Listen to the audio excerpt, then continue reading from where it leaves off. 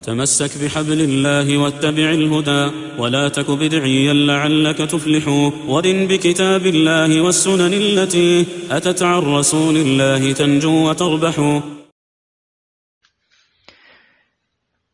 Donc, maintenant, nous finissons par la description, point par point, de la Umrah, c'est-à-dire du début jusqu'à sa fin.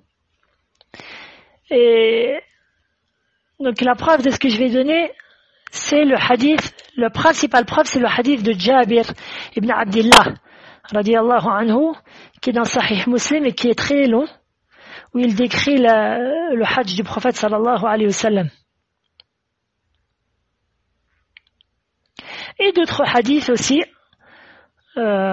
qui viennent aussi rajouter des détails. Et ce hadith-là, vous pouvez même le trouver dans Boulough al-Maram d'Ibn Hajar, rahimahullah. Donc, débutons point par point. La première chose, je vais lire en arabe ainsi, comme ça les gens, certains frères, ils aiment profiter un peu en même temps de la langue arabe. Donc première chose, awalan ghuslu lil ihram, c'est-à-dire le bain rituel pour avant d'entrer en état de sacralisation. Et ce bain rituel, donc, c'est une adoration. C'est un bain rituel d'adoration. Et huwa mashru'un hatta lil ha'idi wa lin nufasa. Et il est légiféré même pour les femmes qui ont leurs règles et même pour celles qui ont leur logis. À partir du moment où elles veulent entrer en état de sacralisation pour faire la Umrah ou pour faire le Hajj, alors ceci est légiféré. Deuxièmement, les rijal, lubsu al-rida'i wal-izar, wa lubsu al-na'alayn. Deuxièmement, donc pour les hommes seulement, le fait de porter les deux huppes, le rida et l'izar, et le fait de porter les deux, c'est-à-dire les claquettes. Les claquettes, pourquoi? Parce que par exemple les baskets, ces choses-là, certains savants ils voient que ça trace le pied. Et donc, ça rentre dans l'interdit l'ubsul makhit. Donc le mieux, la personne, elle met des claquettes. Labisahu nabi sallallahu alayhi wa sallam fi bayti. Le prophète sallallahu alayhi wa sallam, il a fait cela chez lui, dans sa maison, c'est-à-dire chez toi. Bon là, en général, les gens ils sont à l'hôtel. Tu fais le bain rituel, tu t'habilles du rida al-izar, tu mets les deux claquettes et ensuite tu te diriges vers le miqat, vers l'endroit où tu vas entrer en état de sacralisation. Troisièmement, tatayyub fi badanihi bi tibin la lawna lah. La sunna, ce que le prophète sallallahu alayhi wa sallam a fait, car pour l'instant, la personne n'est pas encore entrée en état de sacralisation. Qu'est-ce qu'elle a fait? Le prophète sallallahu alayhi wa sallam s'est mis du parfum. Il s'est mis du parfum, il s'est parfumé, c'est-à-dire, il s'est même parfumé le corps. À condition que le parfum n'ait pas de couleur. De plus, que le parfum ne touche pas le vêtement de l'ihram, c'est-à-dire les deux huppes. Donc toi, tu attends que le parfum il sèche avant de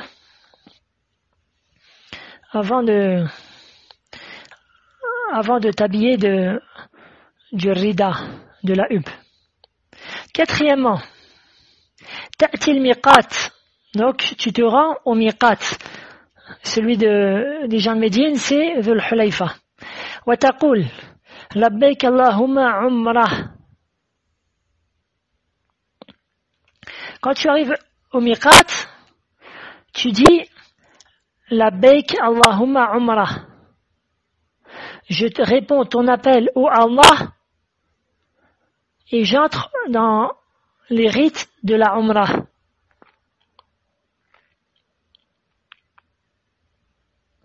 Illa in wasalta fi waqti salatil farida. Salli al-faridata thumma ahrim. Si ce n'est si tu arrives à cette mosquée-là à l'heure d'une prière obligatoire. À ce moment-là, tu dois prier la prière obligatoire, puis tu entres en état de sacralisation. وتلبي قائما مستقبلا القبلة لابسا النعلين. Et toi, tu dis la talbiyat, donc tu dis labbaik Allahumma umrah, tandis que tu es debout en face de la qibla, tandis que tu portes tes deux, c'est-à-dire tes deux claquettes.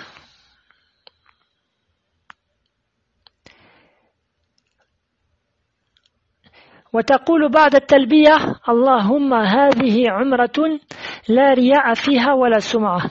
Et tu dis juste après avoir dit labbaik Allahumma umrah, tu dis oh Allah, ceci est une umrah où il n'y aura ni ostentation ni sum'a, c'est-à-dire ni tu cherches que ta réputation augmente, ni tu fais cela par ostentation ni par réputation, c'est-à-dire sum'a, c'est le fait de faire des bonnes actions pour que les gens ils disent de bien de toi. Donc non, toi tu fais cela pour Allah Azza wa Jal seul.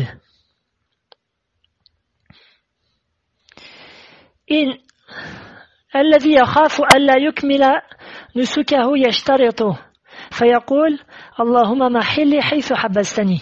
Celui qui a peur de ne pas finir ses rites par une maladie autre, il dit Allahumma mahilli haythu habastani.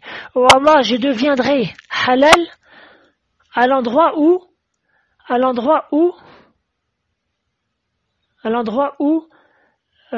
je suis arrêté. Et l'avantage de faire cela, donc, c'est pour une personne qui a peur de ne pas finir sa umrah.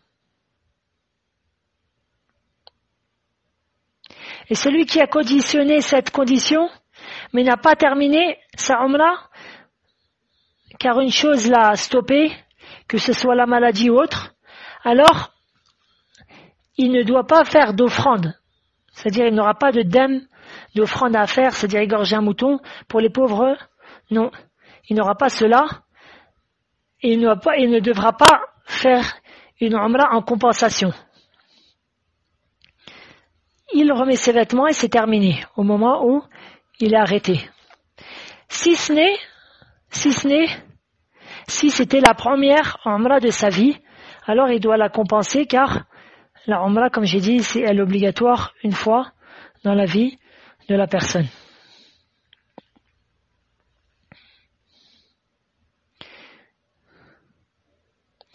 إن أحرمت من وادي العقيق صلي في هذا المكان المبارك. Donc toi, si tu es passé par Al-Wadi al-Aqiq, c'est l'endroit où se trouve le miqat des gens de Médine. Il est bon que tu y pries là-bas, ne serait-ce que tu y pries à cet endroit-là, car c'est un endroit qui est béni, comme est venu dans le hadith du prophète sallallahu alayhi wa sallam.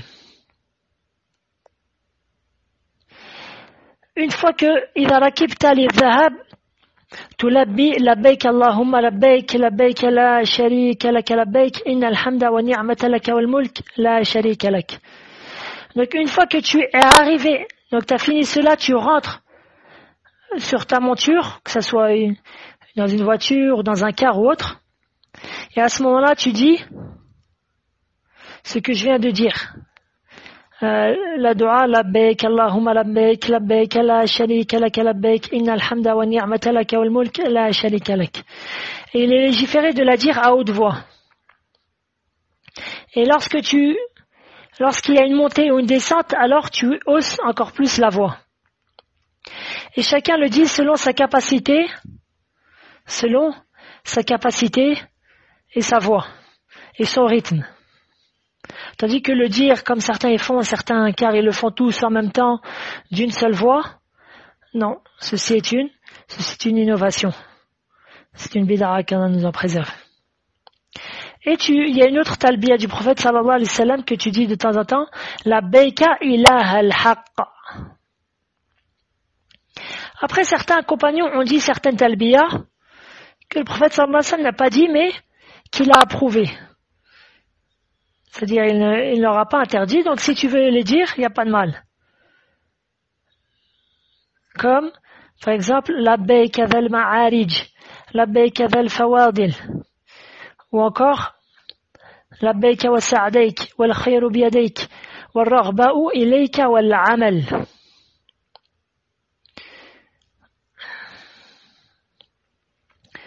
On continue ensuite, yuwasilu talbiya hatta yabda'a bit-tawaf ala ar-rajih. Ensuite, tu continues la talbiya durant ton voyage selon ta capacité. Jusqu'à quand? Donc les savants ils divergent quand est-ce que la talbiya s'arrête. Et la parole la plus forte, Allahu a'lam, c'est jusqu'à que tu commences le tawaf. Alors tu peux continuer à faire la talbiya.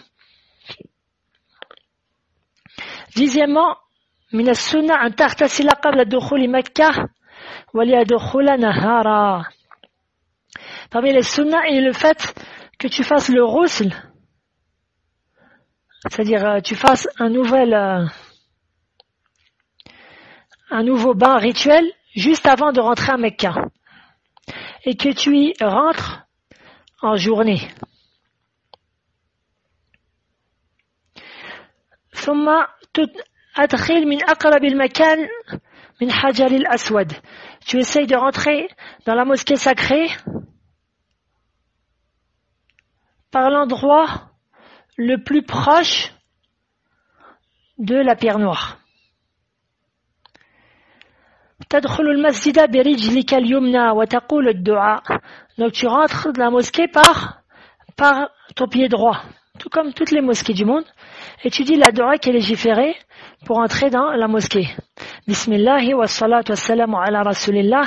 Allahumma ftah li abwaba rahmatik. Et tu peux rajouter avant ce qui est venu dans la sunna, a'udhu billahi al-azim wa biwajhihi al-karim wa sultanihi al-qadim min ash-shaytan ar-rajim. Tous ces du'as-là, vous les trouvez dans les petits livres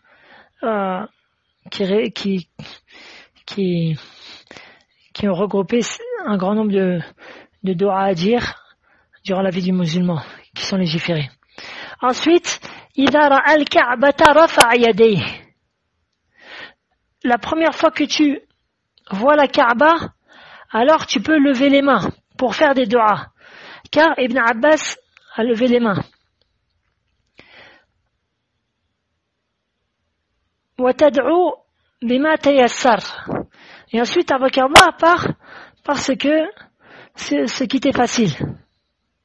ولا بس أن تدعو بدعاء عمر حينئذ اللهم أنت السلام ومنك السلام فحينا ربنا بالسلام.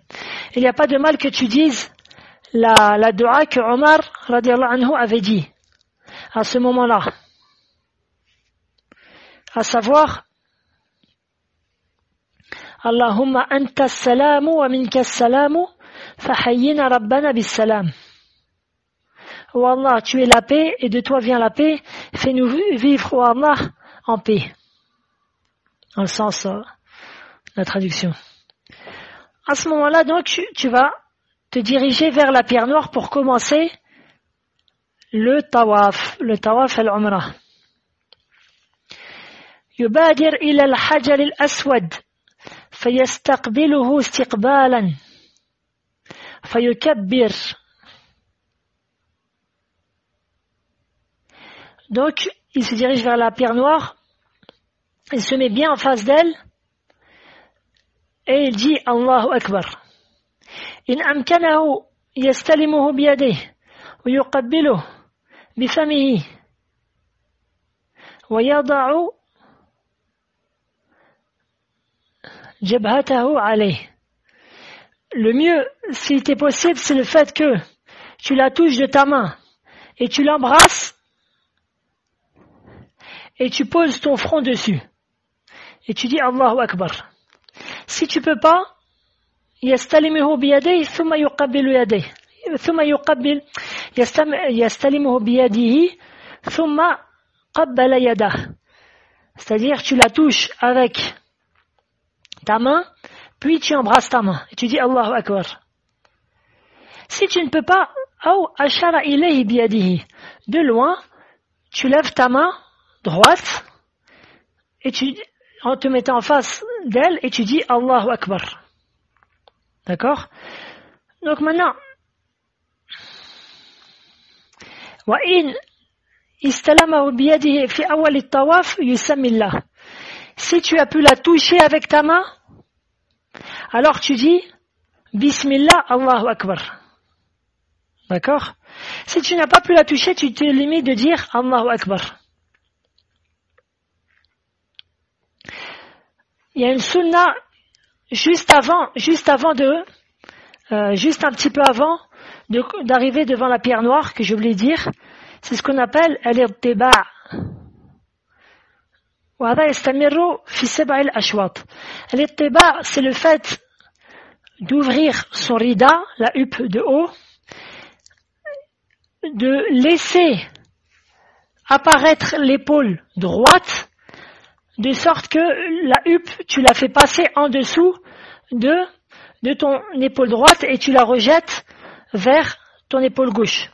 Comme vous pouvez le voir, c'est quelque chose qui est connu. Donc ça, c'est juste un peu avant d'arriver devant la pierre noire, avant de commencer le tawaf.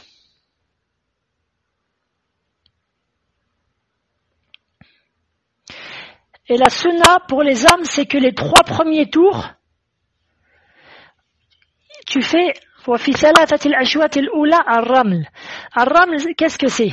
C'est le fait de marcher rapidement en faisant des petits pas. C'est une marche rapide en faisant des petits pas. Donc ça c'est la sunna, et ça c'est la sunna juste pour ce qu'on appelle tawaf al-umra ou tawaf al-qudum. C'est-à-dire si quelqu'un ensuite il fait des tawafs qui sont surérogatoires, alors il fait plus le raml. D'accord? Et en général il a ses vêtements, donc il fait plus non plus les teba, il montre plus son épaule droite. Tout ça c'est pour tawaf ce qu'on appelle tawaf al-qudum ou tawaf al-umra. Ensuite, donc la personne, qu'est-ce qu'elle dit durant son tawaf? C'est simple, elle invoque Allah, ou elle fait des du'as, ou elle fait des évocations, ou elle lit le Coran, ou elle fait du zikr. Et il est permis de parler un petit peu. Mais le temps de la personne, donc, elle essaie de l'utiliser dans l'adoration d'Allah, dans son évocation. Quand il arrive au dernier coin, avant celui de la pierre noire, c'est le coin Rukn al-Yamani. Yastalimu in amkana Rukn al-Yamani. S'il peut toucher le coin yéménite, alors c'est bien. S'il ne peut pas, c'est pas grave. Ce n'est qu'une sunna. Et juste, il passe sa main sans frotter, sans embrasser, sans s'y coller, ni rien de cela.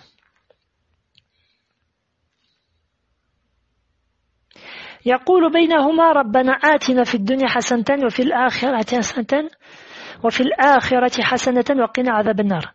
ربنا آتنا في الدنيا حسنة وفي الآخرة حسنة وقنا عذاب النار.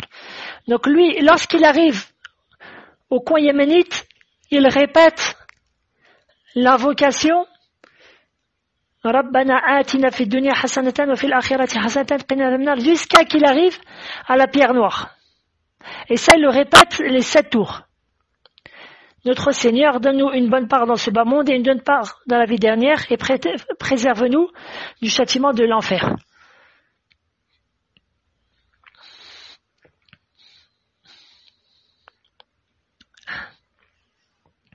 Et certains savants, ils voient la divergence, elle est, est-ce que le hadith, il est affirmé ou pas?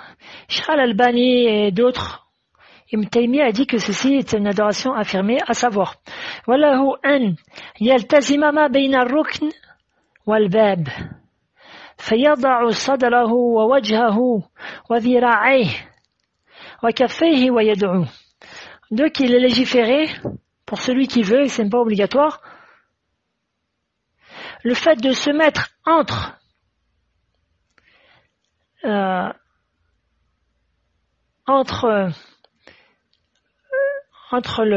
le coin de la Kaaba où se trouve la pierre noire et entre la porte. À cet endroit-là, le fait de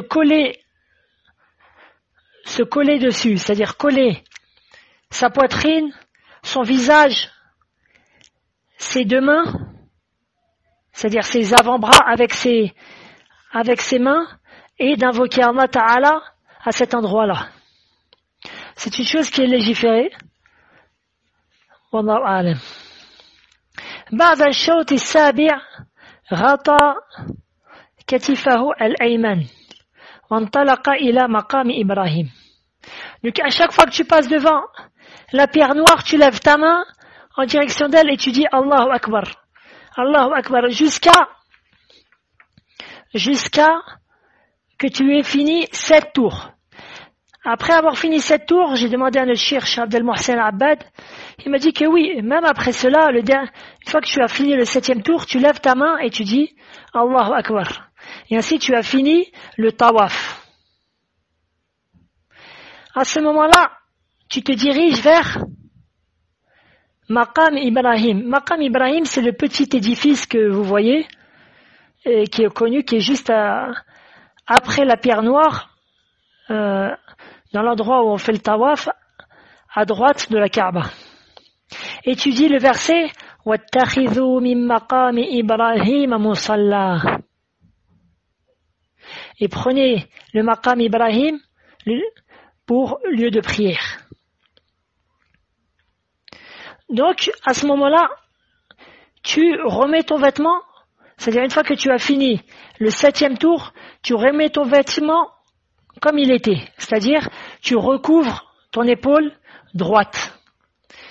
Tu dis ce bout de verset et tu te diriges derrière le Maqam Ibrahim. يجعل المقام بينه وبين الكعبة وصلى عنده ركعتين في ركعة الأولى قل يا أيها الكافرون وفي ركعة الثانية قل هو الله أحد. Donc, toi, tu vas faire en sorte de prier derrière le Maqam Ibrahim. Ce que veut dire derrière, c'est pas dire juste derrière, non, même s'il y a 50 mètres ou 100 mètres devant, qu'il est devant, le principal c'est qu'il soit devant toi. De sorte que le Maqam Ibrahim, il est devant toi, et derrière le Maqam Ibrahim, il y a la Kaaba. D'accord? Et à ce moment-là, tu y pries 2 unités de prière. Même si, à la couleur, une petite parenthèse, c'est pas obligatoire que cette prière-là, elle soit à cet endroit-là. La sunna, c'est que tu pries à cet endroit-là. Si tu peux pas, tu peux prier ces 2 unités-là, ces 2 unités de prière à n'importe quel endroit de la mosquée. Donc la première raka'a, tu lis la Fatiha avec Qul ya ayyuhal kafirun, et la deuxième, la Fatiha avec قل هو الله أحد. بعد ذلك اذهب إلى زمزم ويشرب منها ويصب على رأسه ثم يرجع إلى الحجر الأسود فيكبر ويستلمه على ويستلمه. Donc après cela, tu vas chercher de l'eau de Zamzam. Tu en bois et tu en jettes sur ta tête. Puis tu reviens vers la pierre noire pour la toucher et dire Allahu Akbar. Cheikh Suleiman, il dit que celui qui ne peut pas la toucher, alors il ne revient pas vers celle-ci. Ça c'est juste propre à celui qui peut la toucher, wallahu a'lam, car ceci est venu du prophète sallallahu alayhi wa sallam et rien d'autre. السعي بين الصفا والمروة. Maintenant, nous sommes arrivés au troisième pilier, à savoir les allers et retours entre Safa et Al-Marwa. Je fais une petite parenthèse donc. Et ces deux unités de prière-là, elles sont légiférées pour tous les tawaf que tu fais. Même si c'est un tawaf surérogatoire, alors tu fais tes 7 tours. Et une fois que tu as fini les 7 tours, tu pries ces deux unités de prière-là. D'accord? Donc maintenant, as-sa'i bayna Safa wal Marwa. Les allers-retours entre Safa et Marwa. ثم يعود أدراجه للسعي بين الصفا والمروة فإذا دنا من الصفا قرأ إن الصفا والمروة من شعائر الله. Puis tu te diriges vers les deux monts Safa et Marwa et tu te diriges vers Safa, celui que tu trouves à ta droite. C'est écrit de toute façon. Et quand tu te rapproches, avant de monter, quand tu commences à te rapprocher vers lui, tu dis le bout de verset Inna Safa wal Marwata min sha'airillah. Certes, le mont de Safa et le mont de Marwa font partie des rites sacrés d'Allah. Wa yaqul abda'u bima bada Allahu bih. Et tu dis je commence par ce dont Allah a commencé. Pourquoi? Parce qu'Allah Ta'ala, il a commencé le verset par Safa. Et donc tu commences par Safa. فيبدأ بالصفا فيرتقي عليه حتى يرى الكعبة فيستقبل الكعبة فيقول الله أكبر الله أكبر الله أكبر لا إله إلا الله وحده لا شريك له له الملك وله الحمد وهو يحيي ويميت وهو على كل شيء قدير لا إله إلا الله وحده أنجز وعده ونصر عبده وهزم الأحزاب وحده. Puis, donc, il monte sur le Safa.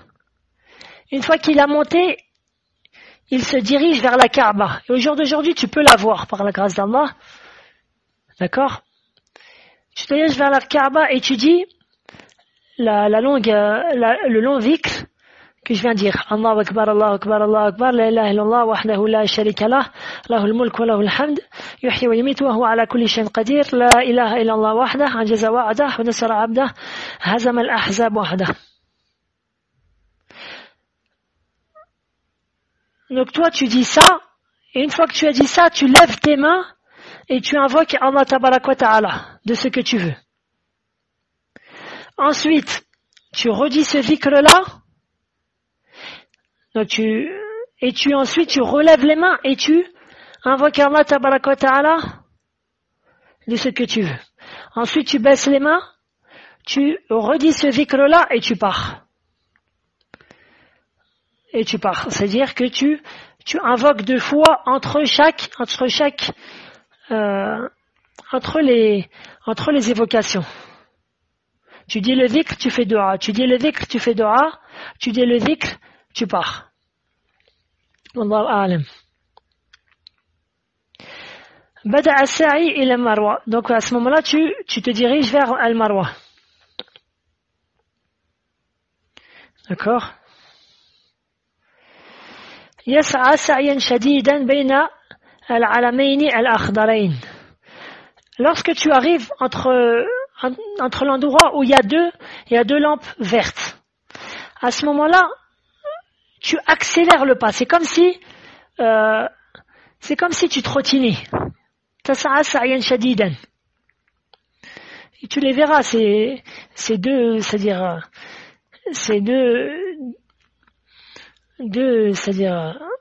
deux lampes vertes, la première qui est au début et la deuxième qui est à la fin de cet endroit-là. Et ça, c'est pour les hommes et ce n'est pas pour les femmes. Le fait d'accélérer le pas à cet endroit-là comme s'il trottinait. Ensuite, yamshi hatta yas'ada ala marwa wa yaf'alu ma taqaddama wa yutimmu sa'yahu. Donc, une fois que tu arrives à Marwa, tu montes au mont de Marwa et tu fais la même chose qu'on a dit. C'est-à-dire que tu essaies de te diriger vers la Kaaba, que tu ne peux pas voir, mais tu te diriges vers elle. tu dis le dhikr Allahu Akbar, Allahu Akbar, Allahu Akbar, la ilaha illallah, wahdahu la sharika la, jusqu'à la fin. Tu lèves tes mains, t'invoques Allah tabaraka wa ta'ala. Ensuite, tu dis le dhikr Allahu Akbar, Allahu Akbar, Allahu Akbar, la ilaha illallah, jusqu'à la fin, tu lèves tes mains, t'invoques Allah tabaraka wa ta'ala. Ensuite, tu dis le dhikr Allahu Akbar, puis tu pars. Donc là, une fois que tu as fait de Safa à Marwa, ceci fait 1. De Marwa à Safa, ça fait 2. De Safa à Marwa, ça fait 3, jusqu'à que le 7e, tu arrives à Marwa. La bas an yaqula fi sa'i Rabbi ighfir warham innaka anta al-a'azzu al-akram. قاله ابن عباس وابن عمر رضي الله عنهما وعروة بن زبير والمسيب بن رافع الكاهلي. Donc, il n'y a pas de mal où tu peux dire durant tes allers-retours de temps en temps l'invocation Rabbi ighfir warham innaka anta al-a'azzul akram. Pourquoi? Parce que il y a 2 compagnons qui l'ont fait, qui l'ont dite, Ibn Mas'ud et Ibn Omar. De plus, l'a dite aussi certains plus prédécesseurs. D'accord? Donc, une fois que tu arrives au 7e tour, alors et que tu montes vers Al-Marwa, Cheikh Abdel Mohsen Al-Abbad, de même Cheikh Suleiman Al-Ruhaili, ils disent tu refais la dua. Le 7e, lorsque tu arrives pour le 7e, tu refais la dua comme ce que tu avais fait avant cela. D'accord? Comme tu avais fait à Safa, etc. Une fois que tu as fini, alors tu descends de Al-Marwa et tu vas tout de suite te raser les cheveux ou te les couper. Et comme j'ai dit, le fait de raser les cheveux est meilleur que de se les couper pour les hommes, tandis que la femme, elle réunit ses cheveux et elle se coupe la longueur d'une phalange. Et ainsi, la Umrah est terminée. Walillahi alhamd wal minna. Ainsi se termine la Umrah et la description de la Umrah. Désolé, j'ai fait long, mais j'essaie de dire le strict minimum. نسأل الله تبارك وتعالى أن يجعل هذا الدرس نافعا لعباده خالصا لوجهه موافقا لسنة نبيه صلى الله عليه وسلم. سبحان الله وبحمده سبحانك اللهم وبحمدك أشهد أن لا إله إلا أنت أستغفرك وأتوب إليك.